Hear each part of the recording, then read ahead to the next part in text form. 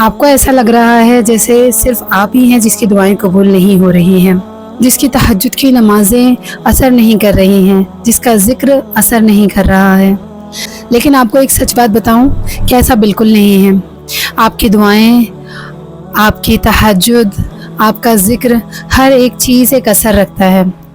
वो धीरे धीरे आपकी दुआओं के करीब आपको लेकर जा रहा है। लेकिन बस अल्लाह ताला आपसे कुछ वक्त का सब्र मांग रहे हैं।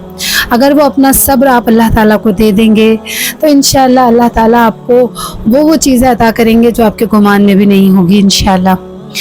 तो अस्सलामु अलैकुम वरहमतुल्लाह। प्यारे साथियों, कैसे हैं आप सब? Welcome to the new video.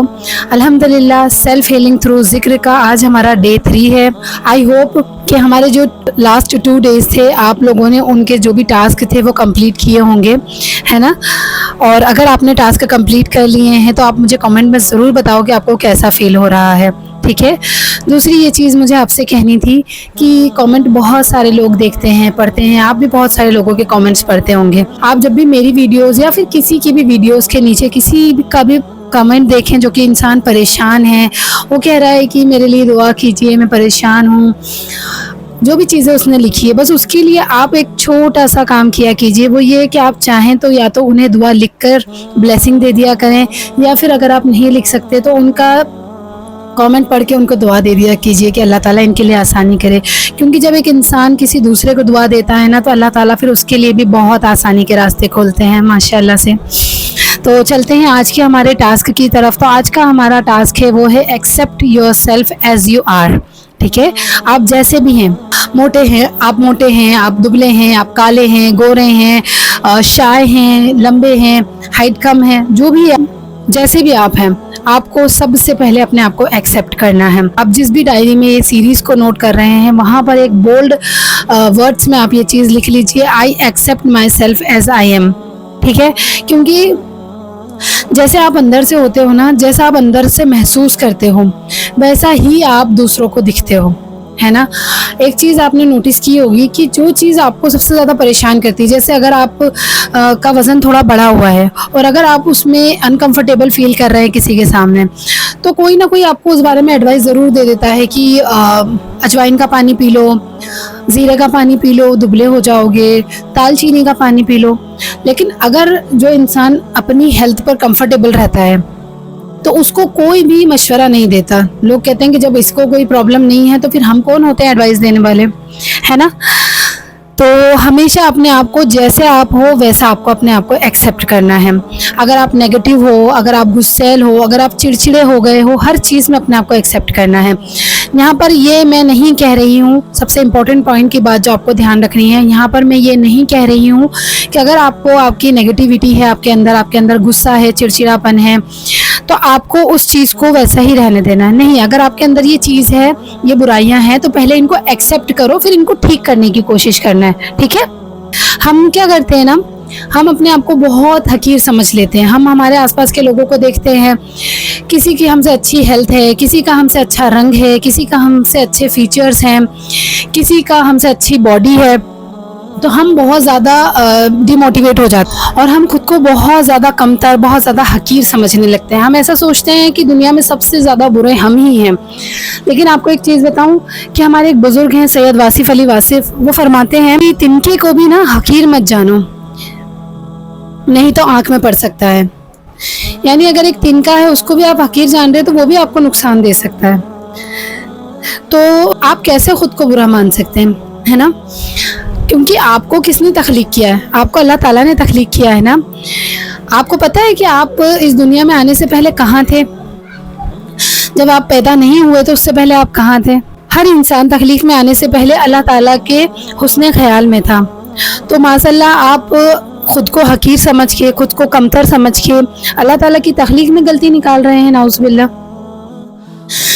आपको अल्लाह ने जैसा बनाया है बहुत खूबसूरत बनाया है, ठीक है। और जब तक कोई इंसान खुद को नहीं पहचान लेता वो खुदा तक नहीं पहुंच सकता है। नबी करीम सल्लल्लाहु अलैहि वसल्लम की हदीस भी है इस बारे में कि जिसने अपने आप को पहचाना उसने अपने रब को पहचाना।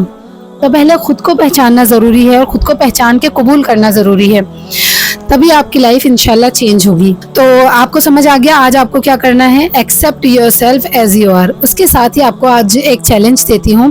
तो आपका चैलेंज ये है कि आपकी बॉडी का जो भी पार्ट आपको पसंद नहीं है उसको आपको 7 डेज तक अप्रिशिएट करना है उस पार्ट को। जैसे अगर आपको आपकी नोज़ नहीं पसंद, आपकी स्किन नहीं पसंद, तो आपको 7 डेज तक उसको अप्रिशिएट करना है। जैसे आपको आपकी स्किन नहीं पसंद तो आपको अपनी स्किन को आने वाले 7 डेज तक डेली बेसिस पर अप्रिशिएट करना है।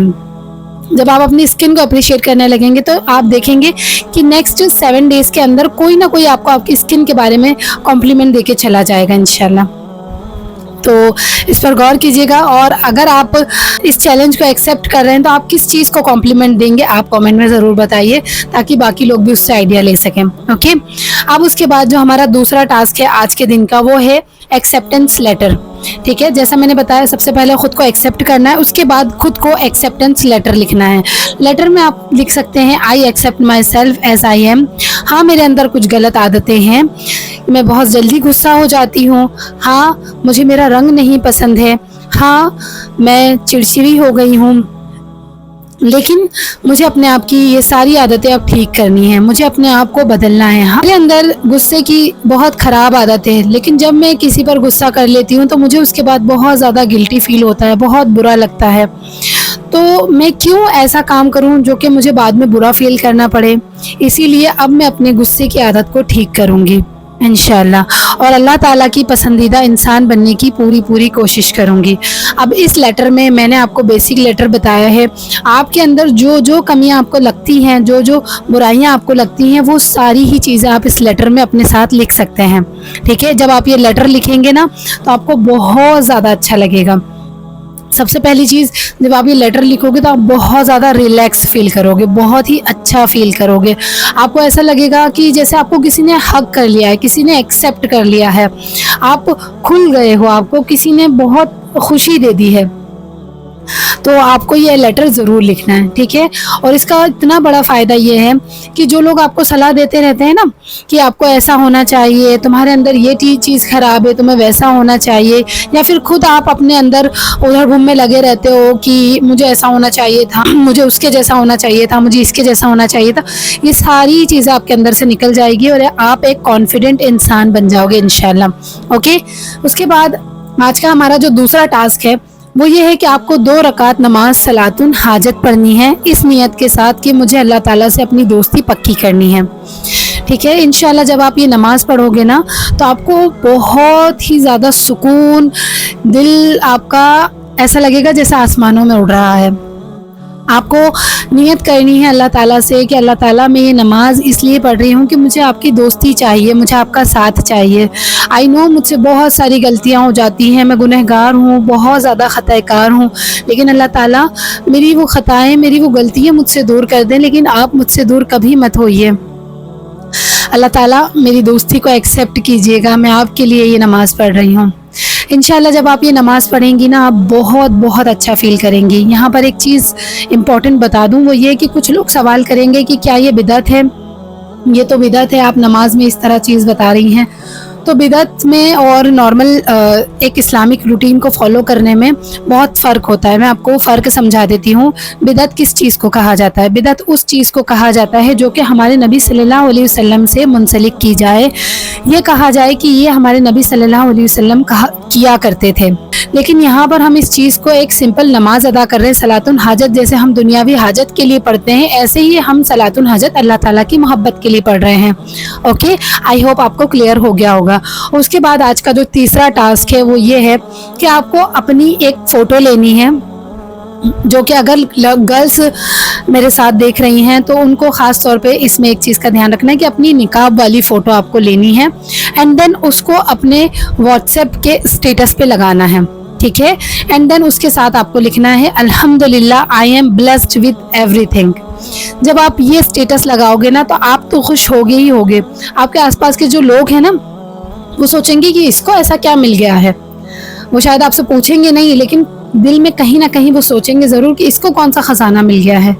तो आप जानते हैं कि आपको तो ख़जाना मिल गया अल्हम्दुलिल्लाह, अल्लाह ताला के ज़िक्र का ख़जाना है ना, और अपने आप को ढूंढने का ख़जाना।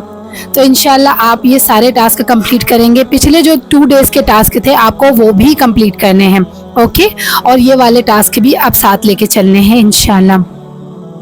आई होप कि आप लोगों के लिए ये वीडियोस, ये जो सीरीज़ है ये हेल्पफुल रह रही होगी। अल्लाह ताला हम सबको नेकियों के काम करने की तौफीक दे। आप सबसे गुजारिश है कि मुझे और मेरी फैमिली को अपनी दुआओं में ज़रूर याद रखिएगा।